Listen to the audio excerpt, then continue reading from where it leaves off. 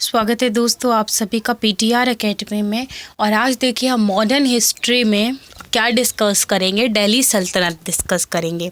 तो पिछले वीडियो में हमने तुर्कों और अरबों का आक्रमण डिस्कस किया था।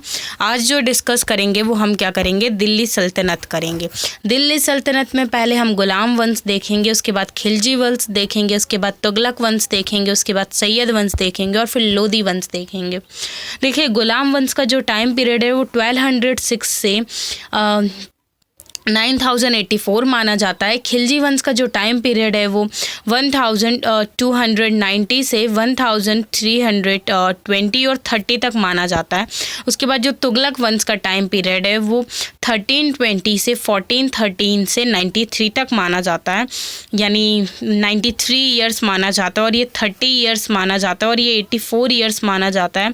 उसके बाद जो सैयद वंश है वो 1413 से 1451 तक माना जाता है, यानी 38 साल माना जाता है। उसके बाद जो लोदी वंश है वो 1451 से 1526 तक, यानी 75 ईयर्स माना जाता है। ये जो नीचे दिए हैं वो इतने साल दिए हैं, कितने साल तक है इनका टाइम पीरियड। उसके बाद देखिए हम जो चालू करते हैं वो कहाँ से चालू करेंगे, गुलाम वंश से चालू करेंगे। देखिए गुलाम वंश में शासक देख लेते हैं। पहले कुतुबुद्दीन ऐबक आता है, उसके बाद आराम शाह आता है, उसके बाद इल्तुतमिश आता है, उसके बाद रुकनुद्दीन आता है, रुकनुद्दीन फिरोज़ आता है, उसके बाद रज़िया आती है, उसके बाद बहराम शाह आता है, उसके बाद अलाउद्दीन महमूद शाह आता है, उसके बाद नसीरुद्दीन महमूद आता है, उसके बाद बलबन आता है और उसके बाद कैकुवाद एंड क्यूमर्स आते हैं। ये इनके टाइम पीरियड भी लिखे हुए हैं। तो चलिए अब हम क्या है डिस्कस करते हैं कुतुबुद्दीन ऐबक के बारे में। किसके बारे में? कुतुबुद्दीन ऐबक के बारे में, जो राजा रहता है 1206 से 1210 तक। तो देखिए अगर इसके हम लाइफ के बारे में देखें तो इसने क्या है, पहले जो था वो गुलाम के रूप में, मैंने आपको बताया था पहले ही महमूद गजनवी का क्या हुआ करता था, ये गुलाम हुआ करता था। तो इसने क्या है मोहम्मद गौरी के सभी क्या है मोहम्मद गौरी का हुआ करता था, गुलाम हुआ करता था। तो ये क्या है मोहम्मद गौरी के सभी भारतीय अभियानों में क्या है, ये गौरी की क्या करता है, सहायता करता है।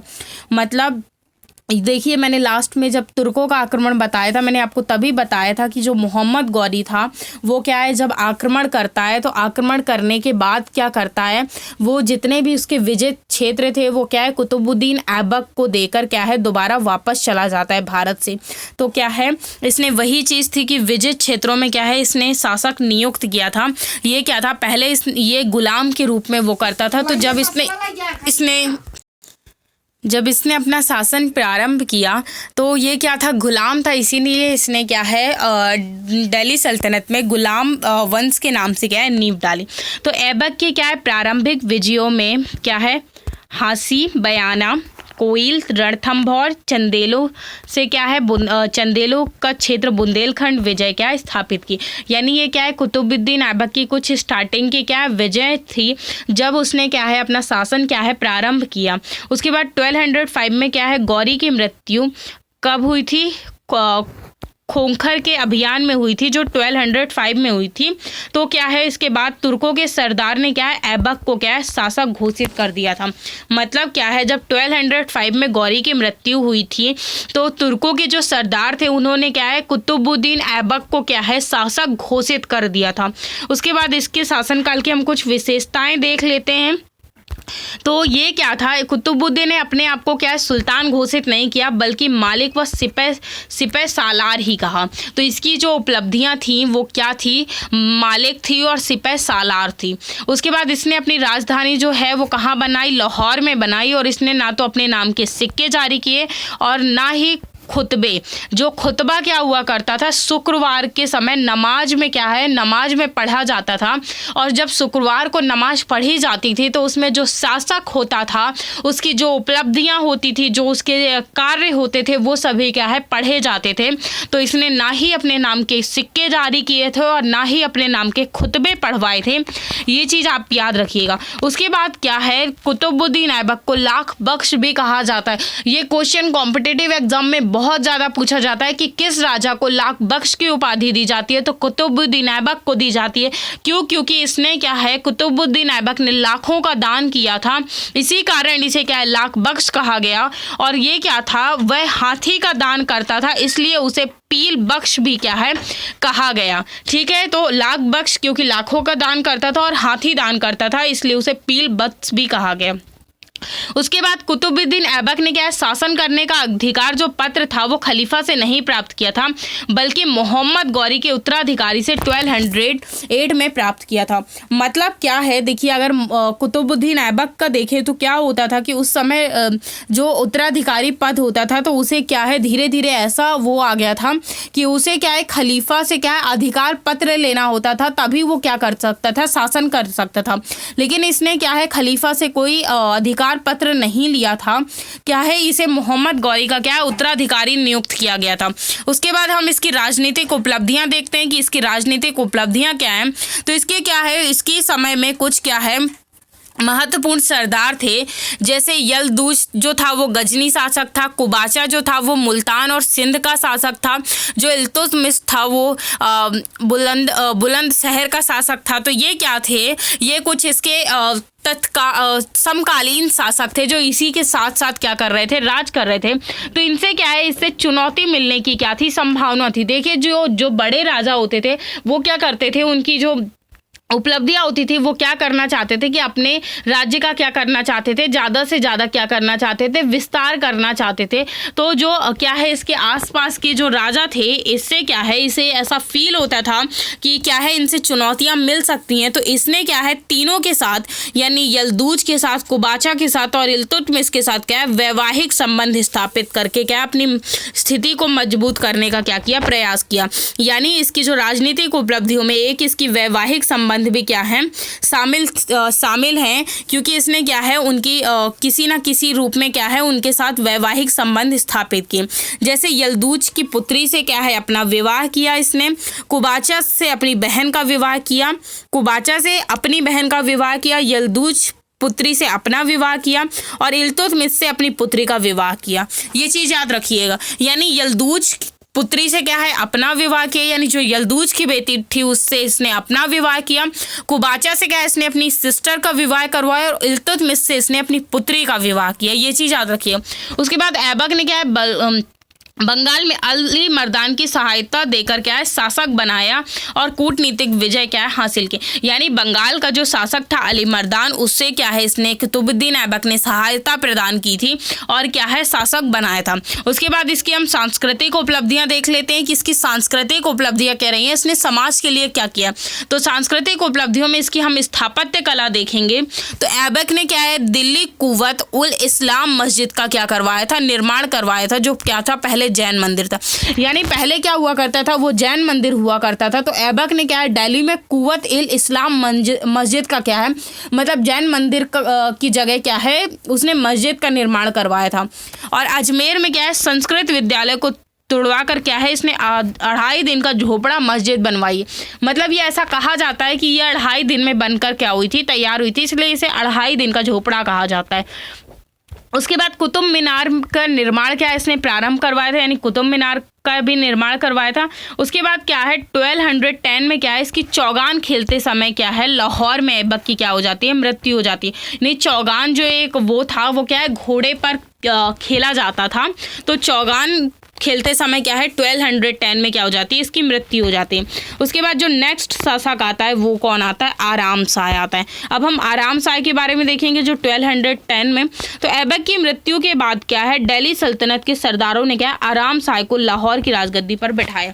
यानी दिल्ली सल्तनत के जो सरदार थे उन्होंने क्या है आराम शाह को क्या है ऐबक की यानी कुतुबुद्दीन ऐबक की मृत्यु के बाद क्या है राजगद्दी पर बैठाया था। क्योंकि जो आराम शाह था वो क्या था बहुत ही एक कमजोर शासक था, दुर्बल शासक था। यानी ना तो इसकी हमें राजनीतिक सांस्कृतिक कोई उपलब्धियां खास उपलब्धियां इसकी हमें नहीं मिलती हैं।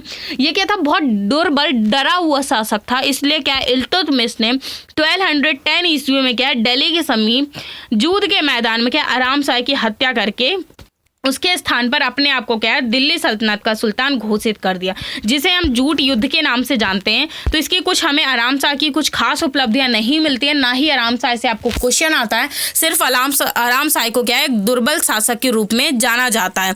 और जो इल्तुतमिश है उसे क्या है गुलामों का गुलाम कहा जाता है, यानी 1210 से 1236 तक ये रहता है। इसे क्या कहा जाता है, गुलामों का भी क्या कहा जाता है, गुलाम कहा जाता है। अब कैसे देखते हैं इसका स्टार्टिंग की लाइफ, देखते हैं इसकी प्रारंभिक जीवन, देखते हैं किसका कैसा रहता है प्रारंभिक जीवन। तो इल्तुतमिश ने भी क्या है अपने जीवन का प्रारंभ एक दास के रूप में किया था, जैसे कुतुबुद्दीन ऐबक ने अपने जीवन का प्रारंभ एक दास के रूप में किया था। तो सेम इसने भी क्या है इल्तुतमिश ने भी क्या है एक दास के रूप में किया था। गौरी के सभा भारतीय अभियानों में उसकी क्या है सहायता की थी, यानी गौरी जो था उसके सभी भारतीय अभियानों में इल्तुतमिश ने सहायता की थी। इसलिए क्या है खोखर अभियान 1205 के बाद गौरी ने क्या है इल्तुतमिश को क्या है दासत्व से क्या कर दिया था, मुक्त कर दिया था। यानी जो खोखर का जब अभियान हो रहा था 1205 में, जब क्या है उसी की गौरी की क्या हुई थी, मृत्यु भी हुई थी। तो इसमें क्या है जब ये क्या है उसे उसी समय क्या है इल्तुतमिश को दास्ता से क्या कर देता है, मुक्त कर देता है। और ऐबक की मृत्यु के बाद इल्तुतमिश जो है वो क्या है दिल्ली सल्तनत का क्या बन जाता है, शासक बन जाता है। तो ये चीज़ याद रखिएगा। तो उसने क्या है मतलब इसमें उसके बाद इसकी विशेषताएं देखते हैं। तो इसने क्या है सुल्तान की उपाधि धारण की थी। किसकी उपाधि धारण की थी, सुल्तान की उपाधि धारण की थी। और शासन करने का जो अधिकार है वो बगदाद के खलीफा से प्राप्त किया था। यानी इसे क्या है उत्तराधिकार का पत्र नहीं मिला था, इसने क्या है खलीफा से ये अधिकार पत्र लिया था। कहाँ के खलीफा से, बगदाद के खलीफा से। इसलिए क्या है इसे क्या है दिल्ली सल्तनत का क्या है वैध सुल्तान माना गया। क्या वैध सुल्तान, क्यों इसे वैध सुल्तान माना गया, क्योंकि इसने क्या है खलीफा से अधिकार पत्र लिया था। उस समय पे उसमें ईसाई धर्म में क्या है खलीफा से क्या है आपको पत्र लेना होता था, अधिकार पत्र लेना होता था, तभी क्या है उसे क्या है शासक माना जाता था। उसके बाद दिल्ली सल्तनत का अगर वास्तविक संस्थापक देखें तो वो इल्तुतमिश को माना जाता है। मैंने आपको ऑलरेडी एक्सप्लेन किया हुआ है कि वास्तविक संस्थापक क्या होता है और संस्थापक क्या होता है। इससे क्या, चलिए मैं खैर एक बार और बता देती हूँ। देखिए वास्तविक संस्थापक ये होता है जो क्या है साम्राज्य को आगे ले जाता है, और संस्थापक क्या होता है जो उस साम्राज्य की क्या डालता है, नींव डालता है, लेकिन ज़्यादा उसे आगे नहीं बढ़ा पाता, उसकी खास कुछ उपलब्धियां नहीं होते। और इसने क्या है शुद्ध अरबी सिक्के भी जारी किए और 2 सिक्के यानी चांदी का टंका और तांबे का जीतल जारी किया। तो ये चीज़ याद रखिएगा। उसके बाद जो चांदी का टंका था वो कितने ग्राम का था, 175 ग्राम का था। तो ये क्या थी, इसकी कुछ खास उपलब्धियां थी। और इसने क्या है अपने नाम के खुतबे भी पढ़े थे। क्या पढ़े थे, अपने नाम के खुतबे भी पढ़े थे। यानी देखिए जो कुतुबुद्दीन ऐबक था, ना ही उसने क्या है अपने नाम के सिक्के जारी किए थे और ना ही उसने अपने नाम के क्या है खुतबे पढ़वाए थे। तो इसने क्या है अपने नाम के सिक्के भी जारी किए थे और अपने नाम के क्या है खुतबे भी पढ़वाए थे। उसके बाद क्या है जो देखिए वास्तविक संस्थापक, देखिए कुतुबुद्दीन जो ऐबक था वो क्या था, संस्थापक था। ये क्या था, दिल्ली सल्तनत का प्रथम शासक था। और शासन सत्ता प्राप्त करने के लिए इसने क्या है सुल्तान की ना तो कोई उपाधि धारण की, ना ही कोई सिक्के जारी किए और ना ही खुतबे पढ़े। इसकी जो राजधानी थी वो क्या थी, लाहौर थी। और शासन का प्रमाण भी क्या है इसने खलीफा से नहीं लिया था। अब हम संस्थापक और वास्तविक संस्थापक में रिलेट कर रहे हैं कि आखिर क्या चीज़ें थी, दोनों में क्या अंतर था। उसके बाद देखिए इसने राजधानी स्थानांतरित करके लाहौर से क्या की, दिल्ली की। सुल्तान की उपाधि भी धारण की, सिक्के भी जारी किए, खुतबे भी अपने पढ़वाए और खलीफा से क्या है शासन का प्रमाण पत्र भी क्या है इसने जारी किया। इसकी जो देखिए इसकी पॉजिटिविटी जो है वो क्या है सारी हैं, और इसकी जो नेगेटिविटी है सिर्फ इतनी सी है कि ये दिल्ली सल्तनत का प्रारंभिक शासक नहीं था या संस्थापक नहीं था। इसकी जो देखिए जो अगर कुतुबुद्दीन ऐबक की देखिए तो इसकी पॉजिटिविटी सिर्फ इतनी सी थी कि ये दिल्ली सल्तनत का प्रथम शासक था, और इसकी नेगेटिविटी सारी थी क्योंकि इसने क्या है कुछ खास उपलब्धियां नहीं हासिल की थी। उसके बाद इसकी हम राजनीतिक उपलब्धियां देखते हैं। तो राजनीतिक उपलब्धियों में क्या है, सर्वप्रथम जो यल्दूज को क्या है 1216 में इसने पराजित किया। उसके बाद कुबाचा को क्या है उसने क्या है कुतुबुद्दीन ऐबक ने क्या किया था, वैवाहिक संबंध स्थापित किए। उसके बाद इसने क्या है 1217 में कुबाचा को पराजित किया, किंतु अंतिम रूप से कुबाचा जो था वो 1220 या 21 में क्या होता है, पराजित होता है। उसके बाद इसने 1226, 1233, 34 ईस्वी से क्या है क्षेत्र क्या है, कई क्षेत्र प्राप्त किए, जैसे रणथंभौर मंदौर जो राजस्थान, और रणथंभौर भी राजस्थान में, ग्वालियर एमपी में, चंदेलों का क्षेत्र जैसे कलिंजर और बुंदेलखंड हो गया, उज्जैन व भिलसा, ये कुछ इसने क्षेत्र थे जो क्या है जीते थे। उसके बाद इसने क्या है बंगाल पर अभियान किया और वहाँ के शासक इसामुद्दीन को क्या है पराजित कर बंगाल पर क्या कर लिया, अपना नियंत्रण स्थापित कर लिया। ठीक है, ये चीज़ याद रखिएगा। इसने मंगोल सिंध के क्षेत्र से क्या है, इसने तुरंत क्या है अपने अंदर कर लिया, यानी मंगोल और सिंध का जो क्षेत्र था इसने पूरा क्या है अपने अंडर में ले लिया। उसके बाद राजधानी का स्थानांतरण कर इसने लाहौर से कहाँ किया, दिल्ली किया। बंगाल का विभाजन किया बिहार व बंगाल में। इसके बाद इसकी कुछ हम प्रशासनिक उपलब्धियां देखते हैं कि इसकी प्रशासनिक उपलब्धियां क्या थी। तो देखिए, इसकी अगर प्रशासनिक उपलब्धियों की बात करें तो इसने क्या है तुर्काब-ए-चिहालगानी, यानी जो 40 सरदारों का दल था उसकी क्या करता है, स्थापना करता है। इसने क्या थी, एकता प्रथा की भी क्या की थी, शुरुआत की थी, जो क्या है इसमें क्या है भूमि का एक टुकड़ा हुआ करता था जिसे एकता कहा जाता था। ये साम्राज्य की सुरक्षा के लिए हुआ करता था और क्या है काफ़ी सारे जो क्षेत्रों पर नियंत्रण के लिए भी होता, जो एक छोटा एकता होता था, एक बड़ा एकता होता था। छोटा एकता जो होता था इसमें क्या है एक अंश रख कर क्या है खर्चे की पूर्ति करना होता था, और इसमें क्या होता था जो बड़ा एकता होता था उसमें संपूर्ण भूमि का स्वामित्व व खर्चे की पूर्ति करना, मतलब पूरी भूमि ले लेना, उसका स्वामित्व ग्रहण कर लेना और फिर खर्चे की क्या करना, पूर्ति करना। उसके बाद इसने क्या है मजबूत केंद्रीय सेना का भी क्या किया, गठन किया, जिसकी नियुक्ति जो होती थी वो किसके द्वारा की जाती थी, सुल्तान के द्वारा की जाती थी, और वेतन जो था वो केंद्रीय कोष से दिया जाता था। यानी इसने क्या है केंद्रीय सेना का गठन किया जिसकी जो नियुक्ति होती थी वो कौन करता था, सुल्तान करता था, और जो वेतन था वो केंद्रीय कोष से दिया जाता था। यानी देखिए अब ये धीरे धीरे इसीलिए इसे क्या है वास्तविक संस्थापक कहा गया दिल्ली सल्तनत का, क्योंकि ये इतना स्ट्रॉन्ग शासन था, अब माइंड से भी था। देखिए जो शासक होता है वो सिर्फ अपनी भुजाओं से स्ट्रॉन्ग नहीं माना जाता, उसे दिमाग से भी तेज होना चाहिए, क्योंकि कुछ जो फैसले होते हैं वो क्या होते हैं, दिमाग से लेने होते हैं। और फिर इसकी सांस्कृतिक उपलब्धियां देखते हैं, तो सांस्कृतिक उपलब्धियों में जैसे इसने क्या है कुतुब मीनार के निर्माण के कार्य को क्या है पूरा करवाया था, जो कुतुबुद्दीन ऐबक ने स्टार्ट किया था।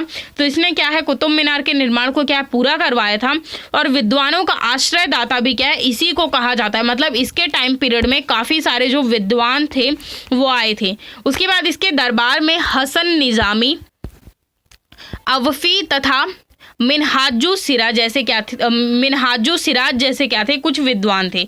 बाद में क्या होती है, देखिए इसकी जो मृत्यु होती है वो एक बीमारी से हो जाती है 1236 में।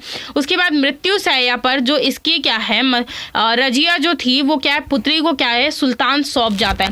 मतलब जब ये इसकी इल्तुतमिश जो था ये क्या हो जाती है, इसके बेटे तो थे लेकिन वो सारे अवारा जिसे आज की लैंग्वेज में कह सकते हैं वो थे, नक्कारे थे बिल्कुल। तो ये क्या करता है अपनी बेटी को, यानी जो इसकी रजिया सुल्तान थी वो अपनी पुत्री को क्या है सुल्तान का पद क्या है सौंप जाता है। उसके बाद देखिए इसकी जो उपाधि देखते हैं वो क्या थी, उपाधि इसकी नासिर अमीर उल भामानंद थी, इल्तुतमिश की थी। उसके बाद इसने क्या है केंद्रीय सेना का गठन जो था वो इल्तुतमिश ने किया। सर्वप्रथम अगर पूछा जाए सर्वप्रथम केंद्रीय सेना का गठन किस शासक ने किया था, तो इल्तुतमिश ने किया था। उसके बाद इल्तुतमिश को क्या है भारत में गुंबद निर्माण का पिता भी कहा जाता है, ये चीज़ याद रखिएगा।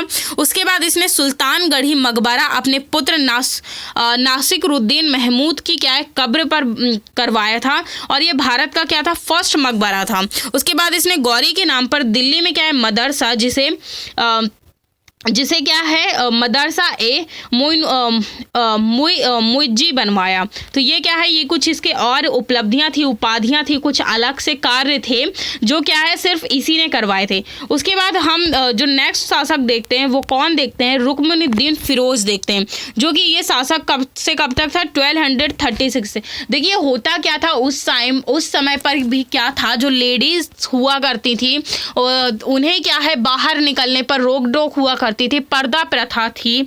तो क्या थे, वहाँ के जो मंत्री थे वो क्या है, रजिया सुल्तान को अपना सम्राट घोषित नहीं करना चाहते थे। वो नहीं चाहते थे कि जो रजिया सुल्तान है वो उनका शासक बने। उसे क्या है, सिर झुकाकर क्या है, देखिए जो शासक होता है, आपने देखा होगा साम्राज्य में उसके जितने भी मंत्री होते हैं, जितनी भी उसकी प्रजा होती है, तो वो क्या है, सिर झुकाकर सलाम करती है। तो वो जो मंत्री थे वो किसी एक लेडी को सिर झुकाकर सलाम नहीं करना चाहते थे। इसीलिए क्या है, जो इल्तुतमिश था उसने उत्तराधिकारी के रूप में अपनी पुत्री रजिया सुल्तान को क्या है, नियुक्त किया था। किंतु क्या है, सल्तनत के जो सरदार थे वो क्या थे, वही चीज थे कि एक सरदार एक स्त्री के सामने क्या है, नतमस्तक होने पर क्या है, अपमानित महसूस कर रहे थे।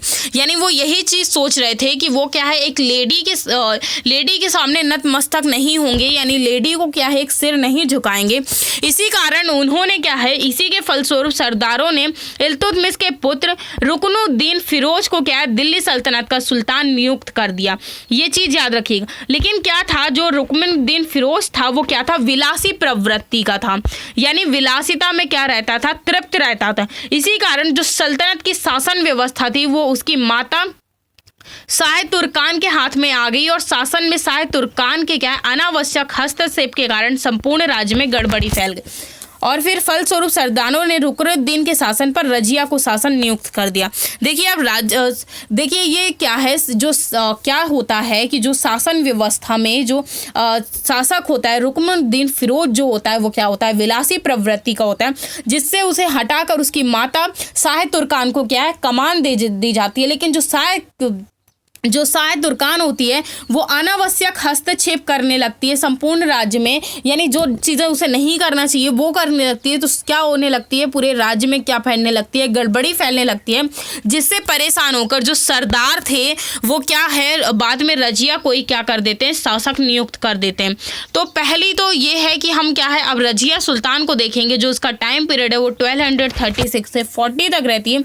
इसकी हम स्टार्टिंग कठिनाइयों को देखेंगे कि क्यों। देखिए इसकी जब कोई भी शासक बना तो उसके लिए स्टार्टिंग कठिनाइयां नहीं थी, लेकिन जो रजिया सुल्तान थी वो प्रथम लेडी सुल्तान थी। तो देखेंगे कि आखिर उसके सामने, तो पहले जो उसकी समस्या थी, सबसे बड़ी समस्या थी कि स्त्री का होना। दूसरी जो थी वो तुर्की सरदारों की महत्वाकांक्षा को शांत करना, क्योंकि एक लेडी थी, सबने यही सोचा कि कमजोर होगी। तो क्या थी, जो तुर्की सरदार थे उनकी जो महत्वाकांक्षाएं थी वो क्या हो रही थी, काफी ज्यादा बढ़ रही थी। तो उसने क्या है, इन्हीं कठिनाइयों को दूर करने के लिए रजिया ने क्या है, सर्वप्रथम पुरुष परिधान धारण किए। मतलब रजिया सुल्तान जो थी वो ये चीजें समझ रही थी, और उसने सबसे बड़ी जो प्रॉब्लम थी उसको शांत करने के लिए उसने क्या है, वो पुरुष परिधान पहनने चालू किए, यानी जेंट्स के कपड़े पहनने चालू किए। उसने सेम जेंट्स जैसा ही क्या है, बिल्कुल हुलिया बना लिया था, बड़ी बड़ी दाढ़ी रखनी चालू कर दिए थे, और पगड़ी धारण करनी चालू की थी, और पर्दा प्रथा को त्याग कर उसने खुले दरबार चालू किए थे। यानी जैसे एक राजा होता है अपनी कुर्सी पर बैठता है और खुले दरबार करता है सारी चीज, तो उसने उस टाइम पे लेडीजों के लिए क्या हुआ करती थी, पर्दा प्रथा हुआ करती थी, जिसने उसे त्याग कर क्या है, वो उसने खुले दरबार चालू किए, शिकार पर जाने लगी और युद्ध का नेतृत्व भी करने लगी। यानी जैसे एक राजा होता है वो शिकार पर जाता है, सारे युद्ध का नेतृत्व करता है, वैसे सेम चीजें रजिया सुल्तान ने भी चालू की। और तुर्की सरदारों को उसने नियंत्रित करना, क्योंकि दूसरी उसकी जो कठिनाई थी वो तुर्की सरदारों की क्या थी, महत्वाकांक्षा थी। तो उसके लिए तुर्की सरदारों की क्या है, महत्वाकांक्षा जो थी उसे शांत करने के लिए रजिया ने एक क्या है, अब्सिनियन सरदार मालिक यकूत और आमिर आधुर जैसा क्या है, उच्च पद दे दिया। ठीक है, उसके बाद लेकिन क्या होता है, रजिया पर याकूत से प्रेम करने का क्या है, आरोप भी लगता है।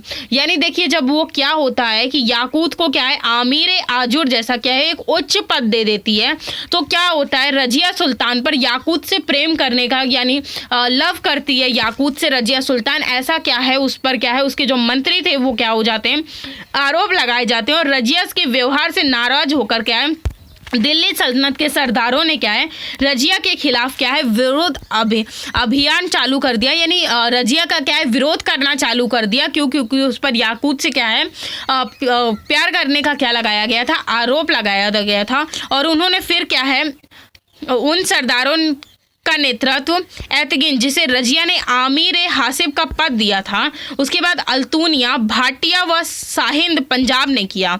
उसके बाद क्या है, देखिए ये क्या है, युद्ध हो गया। इस विद्रोह का दमन करने के लिए क्या है, रजिया ने क्या है, याकूत के साथ शाही सेना लेकर पंजाब गई। देखिए जब युद्ध छेड़ देते हैं सरदार, तो क्या है, जो याकूत के साथ जो रजिया सुल्तान थी वो क्या है, शाही सेना लेकर कहाँ जाती है, पंजाब जाती है। और पंजाब में क्या है, याकूत जो था वो मारा गया और रजिया को पकड़ कर क्या है, अल्तुनिया के नियंत्रण में कारागार में डाल दिया गया। यानी क्या किया जाता है, जब क्या है, जो याकूत है वो क्या होता है, मारा जाता है युद्ध में, तो रजिया को पकड़ कर क्या है, अल्तुनिया के नियंत्रण में क्या है, कारागार में यानी जेल में डाल दिया जाता है। और इसी बीच एतगिन ने क्या है, रजिया के भाई बहराम सार को क्या है, दिल्ली सल्तनत का क्या है, शासक घोषित कर दिया। ठीक है, ये कहानी घटित होती है रजिया सुल्तान के साथ। उसके बाद क्या है, परिस्थितियों को देखते हुए रजिया ने क्या है, अल्तुनिया से क्या कर लिया, विवाह कर लिया। मतलब वो सारी परिस्थितियां क्या है, भाप रही थी, वो सारी चीज़ें जो थी वो क्या थे, उसकी जो वो चीज़ें थी वो क्या है, जो रजिया सुल्तान थी वो क्या है, भाप रही थी। इसीलिए रजिया ने क्या है, अल्तुनिया से क्या कर लिया, विवाह कर लिया। और उसके पश्चात दोनों ने अपनी सेना लेकर क्या है, दिल्ली के निकट पहुंचे। ठीक है, उसके बाद जो बहराम शाह द्वारा पराजित होने के बाद दोनों ने वापस पंजाब आ रहे थे, किंतु रास्ते में रजिया व अल्तुनिया की क्या कर दी गई, हत्या कर दी। मतलब देखिए बहराम शाह ने अपने नेतृत्व में क्या है, अल्तुनिया को क्या है, शासक बना दिया। दिल्ली सल्तनत ने क्या है,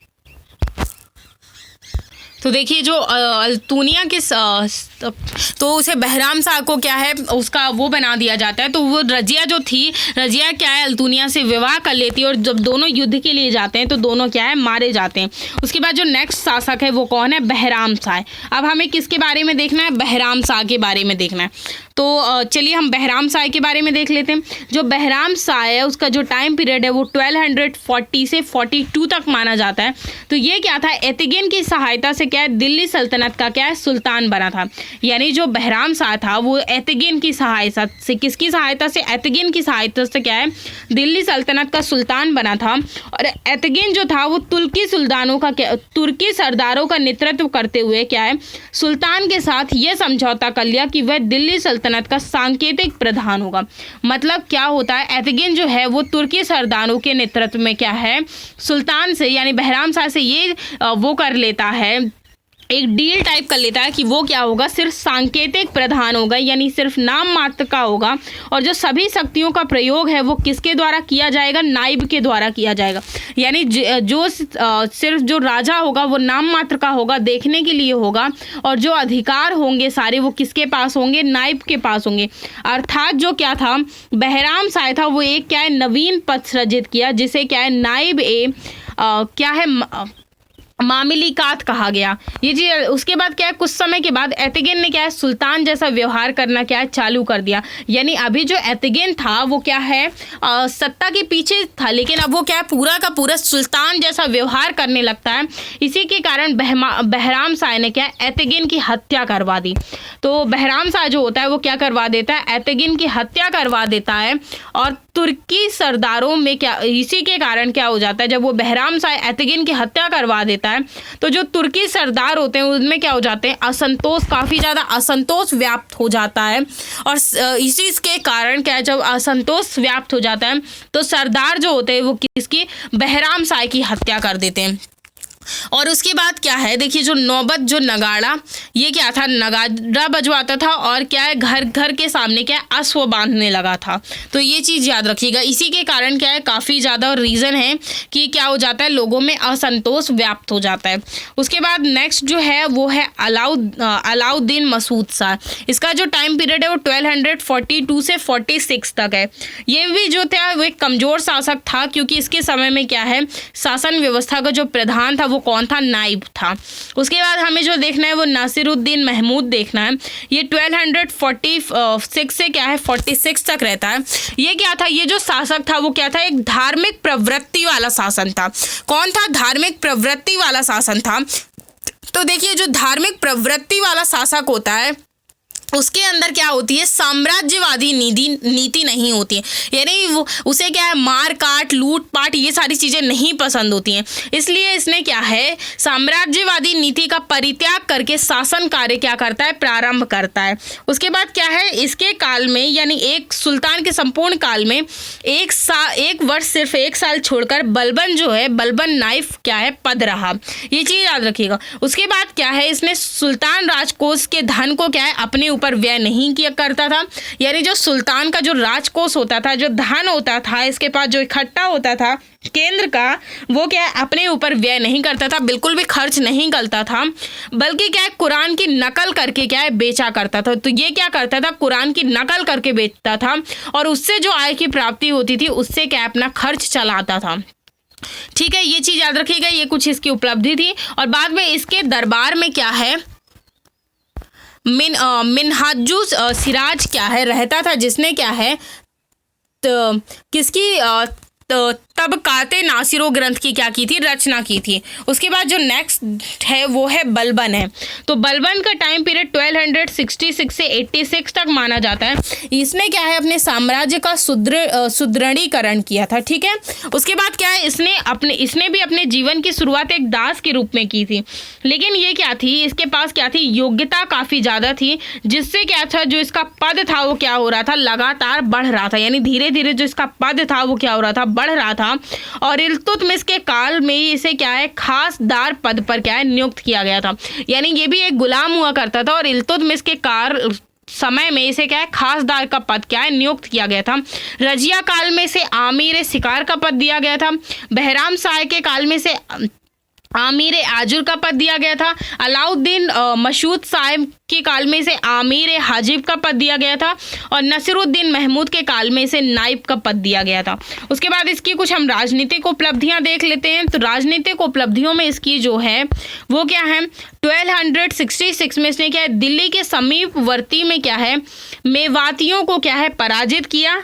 उसके बाद इसने सत्ता प्राप्त करने के अगले वर्ष यानी ठीक 1267 में कटेहर विद्रोहियों का क्या किया, दमन किया और उसी समय द्वाब के लुटेरों को भी क्या किया, दंडित किया। यानी द्वाब के क्षेत्र में जो क्या है, लुटेरे हुआ करते थे, वो लूटपाट मचाते थे, तो उनको भी क्या किया, इसने दंडित किया।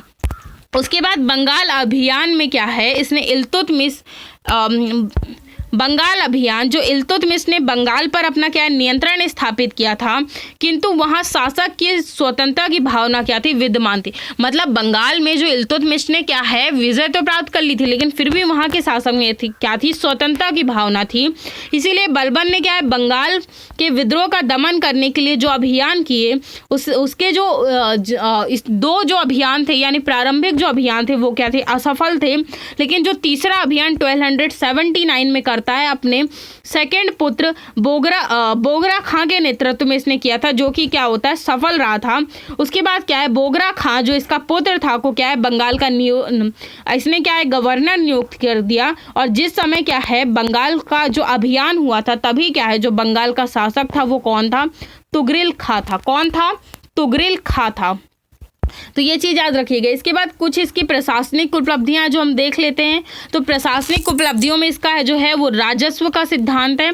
तो राजस्व के सिद्धांत में देखिए, बलबन के क्या है, राजस्व सिद्धांत का जो उद्देश्य था वो क्या था, वाजपद को शक्तिशाली बनाकर साम्राज्य में क्या है, स्थिरता प्रदान करना। क्या प्रदान करना, स्थिरता प्रदान करना। और इस सिद्धांत में क्या है, बलबन ने क्या है, राजा को पृथ्वी के समान समझा। यानी ये जो सिद्धांत था, इसमें जो बलबन था, इसने क्या है, पृथ्वी को किसके समान समझा था, राजा के समान। यानी जो अर्थ है उसे किसके समान समझा था, राजा के समान समझा था। और राजभवन में क्या है, वैभवशाली बनवाया, अर्थात ईरानी राजभवन का आधार पर इसने राजभवन क्या है, बनवाया था। यानी जैसा ईरानी राजभवन था वैसे ही इसने क्या है, यहाँ का जो इसका राजभवन था उससे वैसे ही इसने क्या है, बनाने का क्या किया, प्रयास किया। और बलबन ने क्या है, अपने राजत्व पर, राजस्व सिद्धांत पर ईश्वर राजा व सामान्य जनता में क्या है, एक संबंध स्थापित करने का प्रयास किया। यानी ये जो खुद राजा था और जो मतलब जो राजा है और अपनी जो प्रजा है उसमें क्या है, इसने एक संबंध स्थापित करने का प्रयास किया। क्यों, क्योंकि इसके अकॉर्डिंग जो राजा का पद हमेशा उच्च कुल के व्यक्ति के पास होना चाहिए, इसलिए वह अपने आप को ईरान के शासक वंश अफरासियाब से जोड़ता था। मतलब इसका कहना ये था कि जो शासक का जो पद होना चाहिए वो हमेशा क्या होना चाहिए, उच्च होना चाहिए। इसलिए ये ईरान के शासक वंश जो अफरासियाब था उससे क्या है, खुद को जोड़ता था। उसके बाद बलबन ने क्या है, जो ईरानी रीति रिवाज थे उनके आधार पर इसने क्या किया, दरबार में सिजदा व पैबोस का क्या किया, प्रचलन किया। सिजदा का मतलब होता था नतमस्तक होना और पैबोस का मतलब होता था चरण स्पर्श करना। ये चीज याद रखिएगा। उसके बाद ईरानी नौ वर्ष के क्या है उपलक्ष्य में इसे मनाया जाने लगा। त्योहार जो था उसमें नौरोज का भी क्या किया गया, प्रचलन किया गया। उसके बाद बलबन ने क्या है, तुर्काने चहलगाने का दमन करके क्या है, सभी ऊंचे पद अपने समर्थक योग्य तुर्की सरदारों को दिया। मतलब जितने भी ऊंचे पद थे इसने सभी किसे दिए, तुर्की सरदारों को दिए। और बलबन ने क्या है, सेना व्यवस्था का क्या किया, दोबारा से पुनर्गठन किया। जैसे कि सेना में सैनिकों की वृद्धि की, वेतन वृद्धि की, पेंशन व्यवस्था की वृद्धों के लिए, और किन्हें वेतन के रूप में इसने क्या है, भूमि दान भी दी। और उनसे जमीन वापस लेकर खालसा भूमि पर क्या कर दिया, परिवर्तन कर दिया।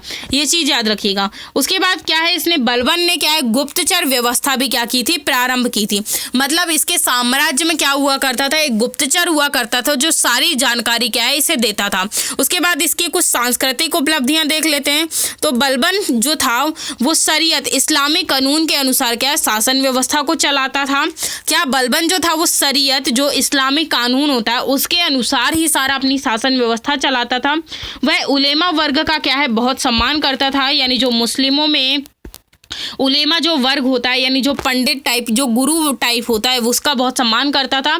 और उसके दरबार में अमीर खुसरो जो फारसी कवि था वो क्या करता था, निवास करता था। उसके बाद वाह्य आक्रमण से दिल्ली सल्तनत की रक्षा के लिए इसने क्या है, गोपालगिली दुर्ग का भी क्या करवाया था, निर्माण करवाया था, जो कि कहाँ है, दिल्ली में। उसके बाद जो नेक्स्ट शासक है वो कौन है, कैकुवाद एवं क्यूमर्स है, जो 1287 से 1290 तक रहता है। तो कैकुवाद और क्यूमर्स हम देखते हैं कि कैकुवाद एवं क्यूमर्स का काल। तो बलबन जो है अपनी मृत्यु के बाद क्या है, मृत्यु से क्या है, पूर्व पौत्र कैकू खुसरो को क्या है, अपना नियुक्त उत्तराधिकारी क्या कर देता है, घोषित कर देता है। लेकिन जो दिल्ली के कोतवाल फकरुद्दीन ने क्या है, कैकू खुसरे के स्थान पर गोगरा खा के पुत्र कैकुदेन को क्या है, दिल्ली सल्तनत का सुल्तान घोषित कर दिया। ठीक है, ये क्या होती है, ये कुछ प्रॉब्लम होती है, क्योंकि जो कैकुवाद था वो क्या था, विलासी प्रवृत्ति का था। इसलिए जो शासन व्यवस्था थी वो फकरुद्दीन दामाद निजामुद्दीन के हाथों में आ गई। ठीक है, लेकिन जो क्या है, लेकिन क्या होता है कि निजामुद्दीन के हाथों में तो आ जाती है, लेकिन जो कैकुवाद था उसने क्या है, जहर देकर, किसे, निजामुद्दीन को जहर देकर क्या कर देता है, मार डालता है। इसी के कारण क्या होती है, साम्राज्य में यानी दिल्ली सल्तनत में गुलाम वंश में क्या हो जाती है, अव्यवस्था का कायम हो जाती है। और इससे बाहर निकलने के लिए कैकुवाद ने क्या है, जलाउद्दीन खिलजी को क्या है, बुलंदशहर की क्या है, इक्तादारी देकर, यानी जो गड़बड़ी छा गई थी उससे बाहर निकलने के लिए कैकुवाद ने किसे, जलाउद्दीन खिलजी को बुलंदशहर की क्या है, इक्तादारी देकर सेनापति का पद भी दे दिया। और इसी के कारण तुर्की व खिलजी सरदारों के मध्य क्या हो जाता है, संघर्ष व्याप्त हो जाता है, जिसमें जो खिलजी थे वो क्या हो जाते हैं, विजयी होते हैं। और कुछ समय बाद क्या है, जो कैकुवाद जो होता है वो क्या हो जाता है, लकवा का शिकार हो जाता है। यानी जो कैकुवाद होता है उसे क्या हो जाता है, लकवा मारा जाता है। इस कारण उसके स्थान पर अल्पवयस्क पुत्र क्यूमर्स को क्या है, सुल्तान घोषित कर दिया जाता है। यानी जो कैकुवाद था उसे लकवा मार जाता है, तो उत्तराधिकारी के रूप में उसके अल्पवयस्क पुत्र क्यूमर्स को क्या कर दिया जाता है, सुल्तान घोषित कर दिया जाता है। लेकिन जो जल्द ही जो जलाउद्दीन खिलजी होता है वो क्या है, क्यूमर्स को जेल में डालकर उसकी क्या करवा देता है, हत्या करवा देता है। और उसके बाद दिल्ली सल्तनत में को क्या है, अपनी दिल्ली सल्तनत की जो सत्ता थी उसे अपने हाथों में क्या कर लेता है, केंद्रित कर लेता है। तो चलिए आज के लिए से यही समाप्त करते हैं। आपसे नेक्स्ट वीडियो में नेक्स्ट टॉपिक के साथ मिलेंगे, तब तक के लिए थैंक्स।